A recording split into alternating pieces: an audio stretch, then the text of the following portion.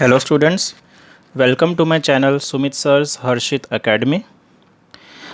आज का lecture applied mechanics subject का हम लोग इंट्रोडक्शन देखेंगे। कभी अप्लाइड मैकेनिक्स को इंजीनियरिंग मैकेनिक्स भी बोलते हैं, तो डिफ़र करता है अलग अलग यूनिवर्सिटी में किस तरह से वो सिलेबस और किस तरह से उसके कंटेंट डिज़ाइन करते हैं, राइट। तो अप्लाइड मैकेनिक्स बोलो या इंजीनियरिंग मैकेनिक्स बोलो, ये जो इंट्रोडक्शन में लेने वाला हूँ वो दोनों को ही कवर करेगा। और इंट्रोडक्शन स्टार्ट करने से पहले ये मेरा मोबाइल नंबर है, इस पे व्हाट्सएप भी है। अगर आपको कोई डिफ़िकल्टी, डाउट, ट्यूशन्स, कोचिंग मेरे से लेना है तो आप इस नंबर पे मुझे कांटेक्ट कर सकते हैं। वडोदरा में यानी गुजरात में मेरा खुद का कोचिंग सेंटर है, वहाँ पे हम लोग ऑफलाइन ऑनलाइन दोनों बच्चों को पढ़ाते हैं, ठीक है। तो स्टार्ट करते हैं पहले। अप्लाइड मैकेनिक्स यानी क्या, पहले वो हम लोग समझ लेते हैं। और ये क्यों यूज़ करते हैं, क्यों पढ़ना है, क्योंकि मैंने बहुत बार देखा है बच्चे बोलते हैं सर ये सब तो बहुत पुराने ज़माने की पढ़ाई है, अभी तो सब कंप्यूटर पे होता है, तो सर ये सब पढ़ने की ज़रूरत क्या। ठीक है, देखो उनको मैं एक ही आंसर देता हूँ कि ये आपके सिलेबस में रखा है। पहली बात तो सोच समझ के इसी तरह से रखते हैं कि आपको जो बेसिक कॉन्सेप्ट्स है वो आपको समझ लगे। उसके बाद सॉफ्टवेयर से आप कर सकते हैं। अभी जैसे प्रोई है, कैटिया है, एनसिस है, ये सब जो सॉफ्टवेयर्स है उससे आप डिज़ाइनिंग वगैरह, लोड कैलकुलेशन आराम से कर सकते हैं। बट ये बहुत बेसिक है, ये अगर आएगा तब आप उसमें ज़्यादा अच्छे से कर सकोगे। तो स्टार्ट करते हैं। तो अप्लाइड मैकेनिक्स को समझने से पहले मैं आपको बताऊंगा कि मैकेनिक्स का मतलब क्या होता है। मैकेनिक्स का मतलब होता है स्टडी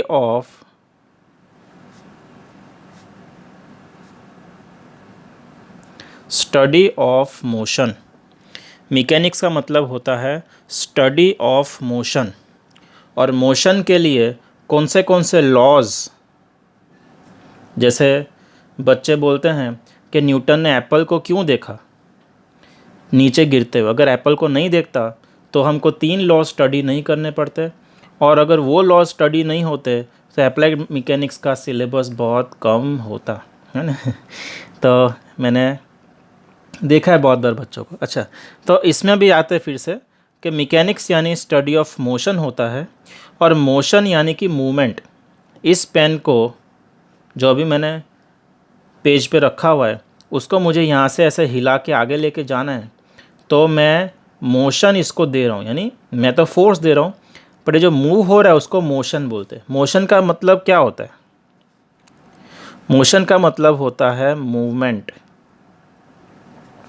राइट।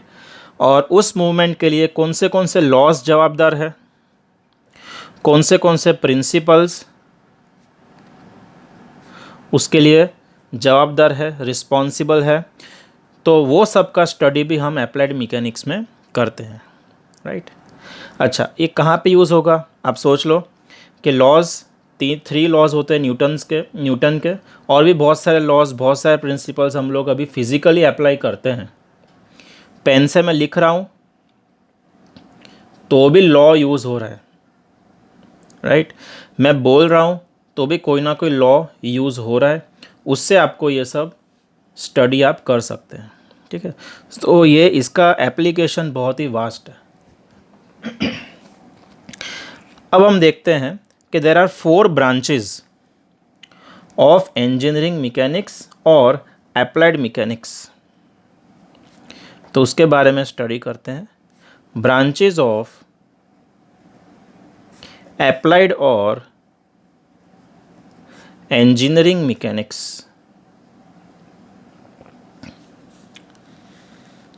तो 4 ब्रांचेस है। कितनी ब्रांचेस है? 4 ब्रांचेस है। There are 4 branches.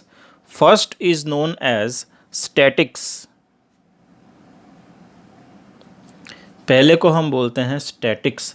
स्टैटिक्स का मतलब जो चीज़ हिलती नहीं है। अगर मैंने यहाँ पे पेन रख दिया और ये पेन हिलता नहीं है, फिर भी इस पे laws of forces and motion is studied, फिर भी इसमें कुछ ना कुछ एप्लीकेशन लॉ का होता है। तो पेन मैंने यहाँ पे रखी है, मूव नहीं हो रही है, तो अगर आप इस पेन के ऊपर फोर्सेस कितने लगते हैं वो आप स्टडी करोगे तो उसे हम स्टैटिक्स ब्रांच में स्टडी करते हैं। क्लियर? तो here what is studied? Forces acting on, यानी कि फोर्सेस किस पे लगता है? बॉडी पे लगता है, बट बॉडी जो होता है वो कैसे होता है? रेस्ट में। हम जब सो जाते हैं फिर भी हमारे ऊपर फोर्सेस लगते हैं। ठीक है, अगर फ़ैन चल रहा है तो फ़ैन का जो एयर है, हवा है, वो भी हमको टच होता है, तो वो भी एक फोर्स अप्लाई करता है। ग्रेविटेशनल फोर्स भी उस टाइम पे हमारे पे लगता है, तो उसको हम बोलते हैं स्टैटिक्स। अगर आपको स्टडी करना है कि भाई सोए हुए आदमी के ऊपर कितने कितने फोर्सेस लगते हैं, तो आपको स्टैटिक्स में स्टडी करना पड़ेगा। क्लियर? उसके बाद आता है सेकंड, और इस सेकंड जो है उसके दो ब्रांचेस और है। देखो, डायनामिक्स का मतलब होता है कि फोर्सेस जो लगती है बॉडी पे वो, और उसकी असर, तो इंग्लिश में क्या बोलेंगे? Forces and it's effect. Body पे जो फोर्सेस लगते हैं और उसके असर को भी स्टडी करते हैं। असर यानी क्या? मोशन। समझो आप, फोर्सेस लग रहे हैं तो फोर्सेस से क्या होगा? बॉडी मूव करेगी ना। ठीक है, अगर बहुत हैवी बॉडी है, हाँ, अगर जैसे आपके स्कूल की या कॉलेज की या घर की दीवार है, उसको आप ज़ोर से धक्का मारते हैं तो आप फोर्स तो अप्लाई कर रहे हैं पर मोशन नहीं मिलेगा। क्यों? क्योंकि वो दीवार आपसे स्ट्रॉन्ग है। तो दीवार हिले या ना हिले, उसका इफ़ेक्ट दीवार पे क्या होगा, वो हम स्टडी डायनामिक्स में करते हैं। When body is in motion, तो अगर दीवार नहीं हिल रही है, भले आप कितना भी फोर्स लगाते हो, तो उसको हम स्टैटिक्स में स्टडी करेंगे। घर का दरवाज़ा है, उसको आप फोर्स लगाते हो, वो मूव कर देता है, मोशन में आ जाता है, तो डायनामिक्स अप्लाई होता है। अगर दरवाज़ा बंद किया हुआ है फिर आप धक्का लगा रहे, तो वो स्टैटिक्स में आपको स्टडी करना पड़ेगा। क्लियर? समझ आ रहा है? अब डायनामिक्स की दो ब्रांचेज और है, यानी है तो अप्लाइड मैकेनिक्स की है पर डायनामिक्स के अंडर उसको लेते हैं। पहला है काइनेटिक्स।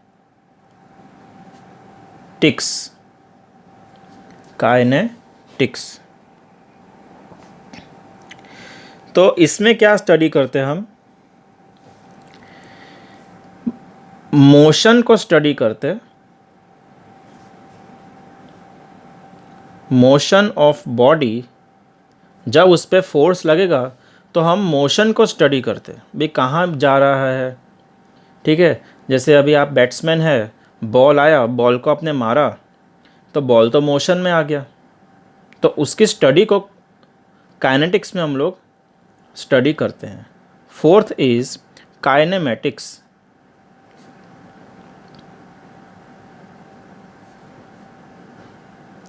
काइनेमेटिक्स यानी क्या? आप इसमें मोशन को तो स्टडी करेंगे, आप इसमें ध्यान से समझना। देखो, दोनों मैंने सेम लिख दिए। अब आपको सेम लिख दिया ना, अब आपको डिफरेंस बताता हूँ दोनों में क्या है। अभी इसमें जो लिखा है काइनेमेटिक्स में, मोशन ऑफ बॉडी, आप मोशन ऑफ बॉडी तो स्टडी करते हैं पर इसमें आप फोर्स को स्टडी नहीं करते। क्या लिखेंगे? Motion of body without studying force. Motion of body without studying force. Force को स्टडी करे बिना मोशन आपको स्टडी करना है और इसमें फोर्स को भी लेना है। ठीक है, मैं सिंबॉलिकल फॉर्म में इसलिए लिखता हूँ, ये क्रॉस और टिक किया तो क्या याद रहेगा आपको। ठीक है, अगर आपको मैं जो भी यहाँ पे लिखता हूँ वो आपको नोट्स के फॉर्म में चाहिए, पीडीएफ के फॉर्म में चाहिए, तो भी आप मेरे इस नंबर पे कांटेक्ट कर सकते हैं। ठीक है, अगर आपको ट्यूशन्स चाहिए तो भी इस नंबर पे कांटेक्ट कर सकते हैं।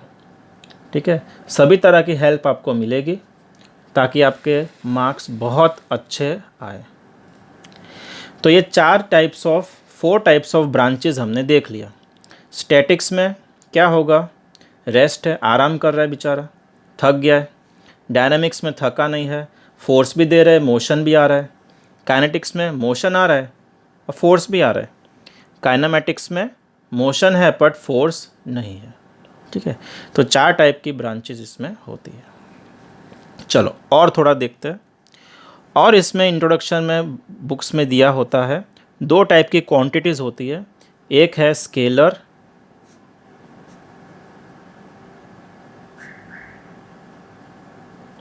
और दूसरी है वेक्टर।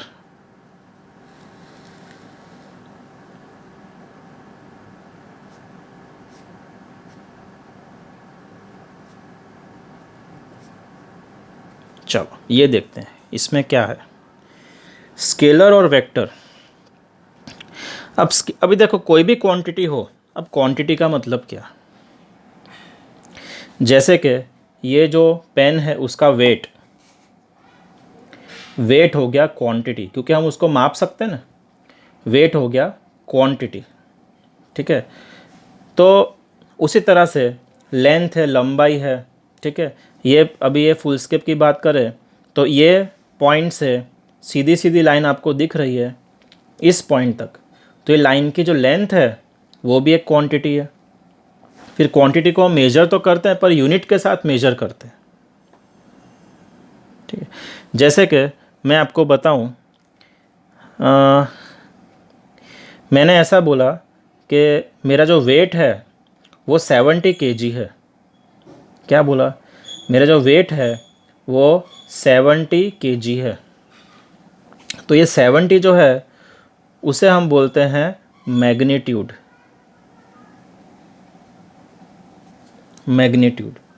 ठीक है, तो और दूसरा होता है डायरेक्शन।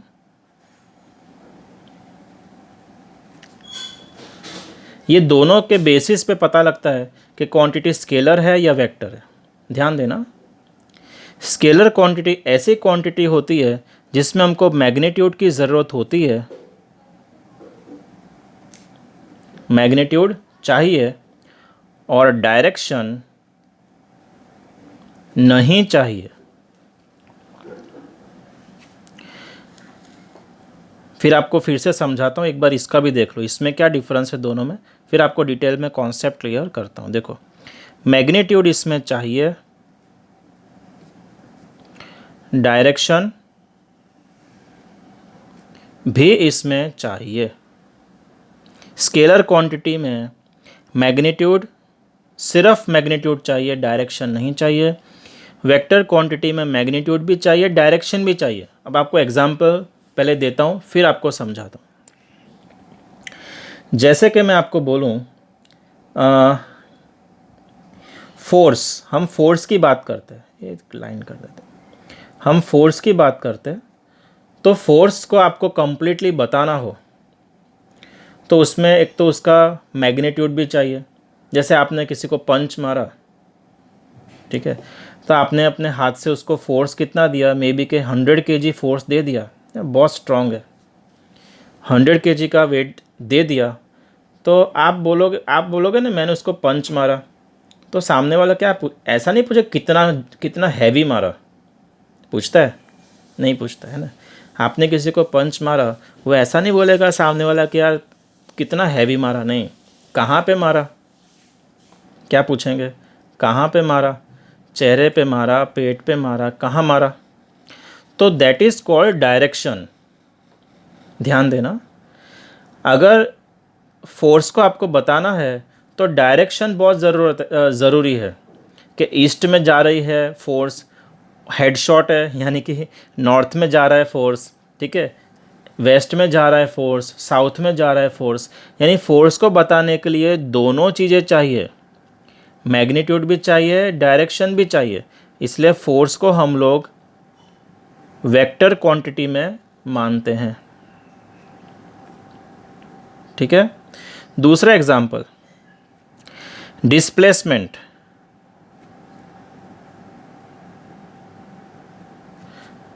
डिस्प्लेसमेंट क्या है, चलो ये भी समझ लो। अभी एक एग्जांपल लेते हैं, ठीक है।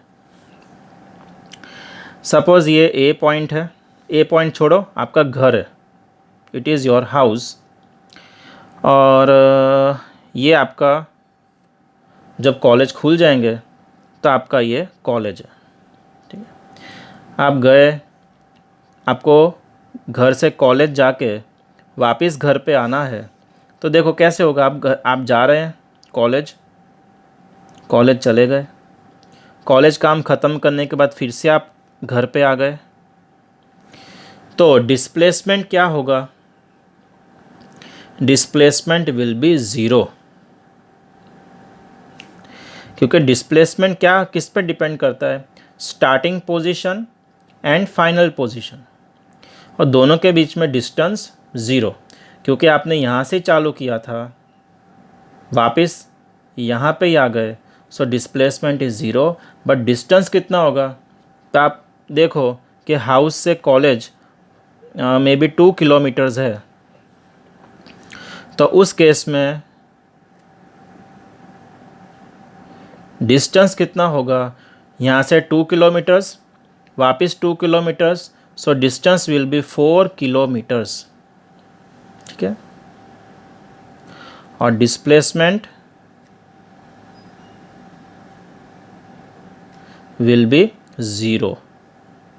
इसका मतलब ये है कि डिस्प्लेसमेंट डायरेक्शन पे डिपेंड करती है। अब डायरेक्शन कैसे आया, ध्यान दो, यहाँ से यहाँ, यहाँ से यहाँ, सो फाइनल डायरेक्शन, फाइनल वो लोग देखते हैं तो उसे डिस्प्लेसमेंट बोलते हैं। डिस्टेंस में कोई डायरेक्शन कंसीडर नहीं करते। So if we write distance then it will be the example of scalar quantity. यहाँ पे आपको डिस्टेंस लिखना है, क्लियर।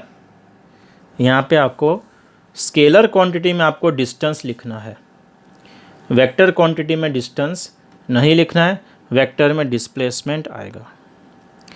उसके बाद एक और एग्जांपल लेते, लास्ट एग्जांपल लूँगा ना तो आपका कॉन्सेप्ट क्लियर हो जाएगा। अब आपको कोई पूछता है कि भाई टाइम कितना हुआ है, आपको किसी ने पूछा कि भाई क्या टाइम हुआ, तो आप क्या करेंगे, आप घड़ी में देखेंगे, फिर आप ऐसा नहीं बोलेंगे कि यार मैं हाथ जब ऊपर रखता हूँ तो 10 बजे है, हाथ नीचे रखता हूँ तो 9 बजे है, ऐसा बोलता है कोई। बोलोगे तो क्या बोलेगा सामने वाला कि इसकी खसक गई है ना, गुजरात में ऐसा बोलते हैं हम लोग कि यानी खस की गई है, यानी कि पागल हो गया।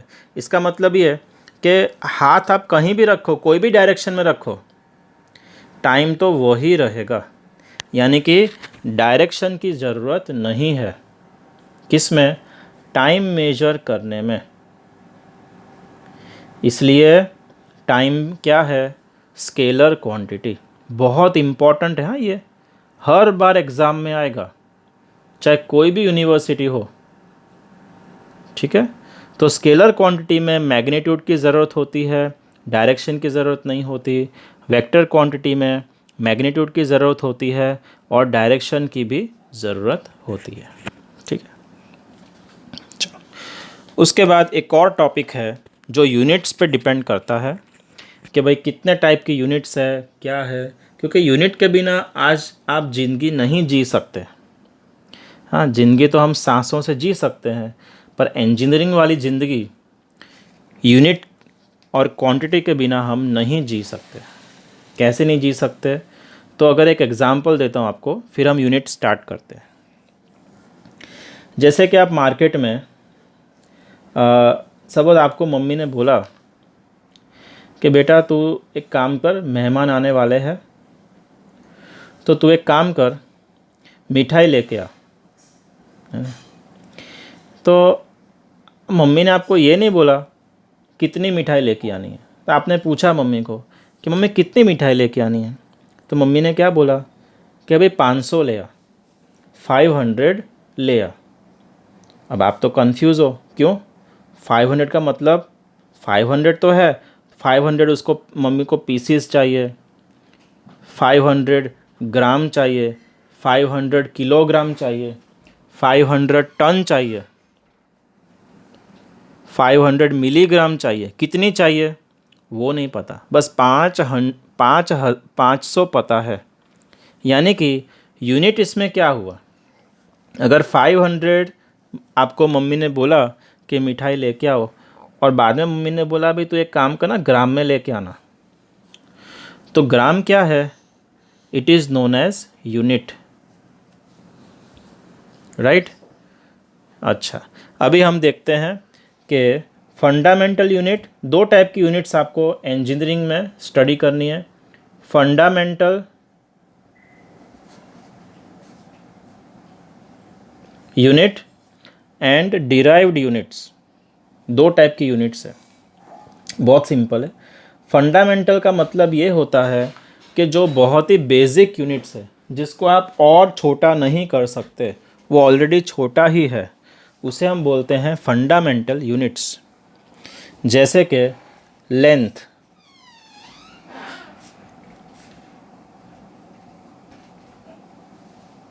तो लेंथ क्या है? Fundamental unit. यानी कैसे कि भाई लेंथ हम लेते हैं कि सपोज़ मीटर हमने लेंथ लिया, तो मीटर को हम छोटा नहीं कर सकते। हाँ, सेंटीमीटर कर सकते, एमएम कर सकते, बट मीटर को छोटा नहीं। जैसे छोटे का मतलब क्या है? फॉर एग्ज़ाम्पल मैं लेता हूँ स्पीड। स्पीड का यूनिट क्या होगा? Metre per second.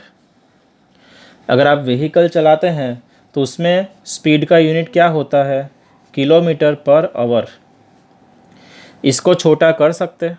अब छोटे का मतलब ये है कि आप इसको डिवाइड कर सकते हैं, यानी मीटर अलग कर सकते हैं, सेकंड को अलग कर सकते हैं, उस तरह से। यानी ये जो मीटर है उसको आप अलग नहीं कर सकते। यानी फंडामेंटल यूनिट्स में ऐसे यूनिट आते हैं जिसको आप और छोटा नहीं कर सकते हैं। तो कौन कौन से ऐसे हैं जिसको हम छोटा नहीं कर सकते?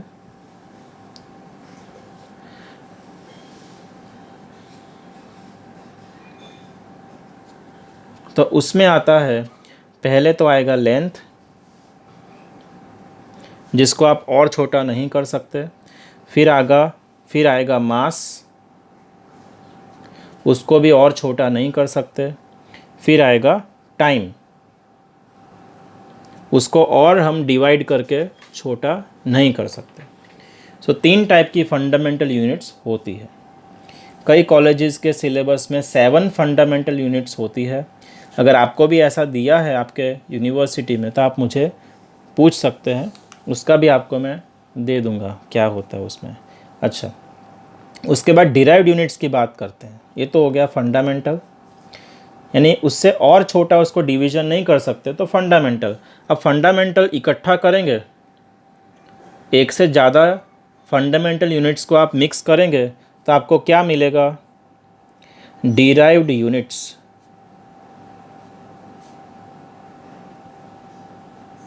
क्या मिलेगा? Derived units. फॉर एग्जाम्पल, जैसे कि फोर्स। फोर्स का यूनिट क्या होगा? न्यूटन। फोर्स का यूनिट होगा न्यूटन। तो यहाँ पे मैं लिख देता हूँ एक तो क्वांटिटी, और ये होगा unit. Force is a quantity, तो फोर्स का यूनिट न्यूटन। अब आप बोलोगे सर न्यूटन तो पहले से एक ही, उसको फिर और डिवाइड, यानी कि न्यूटन का डेफिनेशन जो है वो भी आपको मैं सिखाऊंगा ये लेक्चर में। न्यूटन ने एक डेफिनेशन दिया है, खुद के नाम का डेफिनेशन, यानी खुद का ही डेफिनेशन एक बनाया, यूनिट बनाया। उसका न्यूटन को आप डिवाइड करेंगे तो वो बनता है KG metre per second square.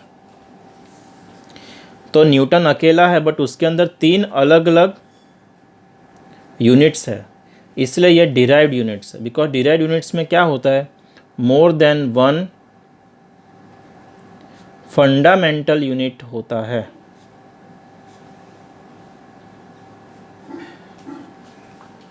ठीक है, और बहुत सारे है इसमें, जैसे फोर्स है, वर्क है, बहुत सारे। ठीक है, वर्क है तो उसको आपको जूल में बता सकते हैं, और जूल को अगर आप इस तरह से, जैसे न्यूटन को मैंने KG metre per second square में बताया, जूल को भी लिख सकते हैं। जूल को कैसा लिख सकते हैं, न्यूटन इनटू मीटर। ठीक है, ऐसे बहुत सारे यूनिट्स हैं। जो बेसिक है वो लेता हूँ, जैसे speed metre per second, acceleration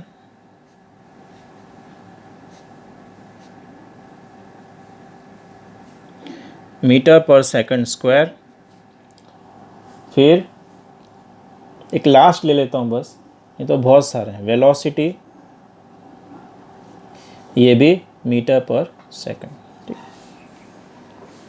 तो स्पीड और वेलोसिटी का यूनिट सेम है, बट वो क्या है, speed is scalar quantity and velocity is vector quantity. ये दोनों अलग अलग है। ठीक है, ओके। और एक और चीज़ आपको बता दूं, कन्वर्जन भी आपको आता है बेसिक में, इंट्रोडक्शन में। जैसे मैं लिखता हूँ conversion of units,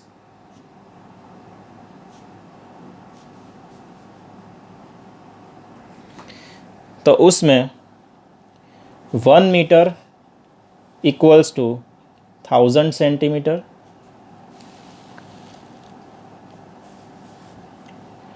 1 metre equals to 1000 mm, sorry 1 metre equals to 100 centimetre, 1 metre equals to 1000 mm, 1 centimetre equals to 100 mm, 1 kilometre equals to 1000 metre, 1 centimetre square. ये सब कहाँ यूज़ होता है, एग्ज़ाम्पल्स में। उस टाइम पे ये सब हमें नहीं पता होता तो एग्ज़ाम्पल्स हमसे सॉल्व नहीं होते।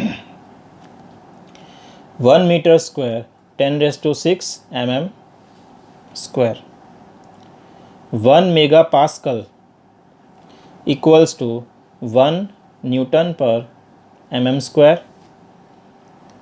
1 giga pascal equals to 10⁻³ newton per mm square, 1 newton metre equals to 1 joule.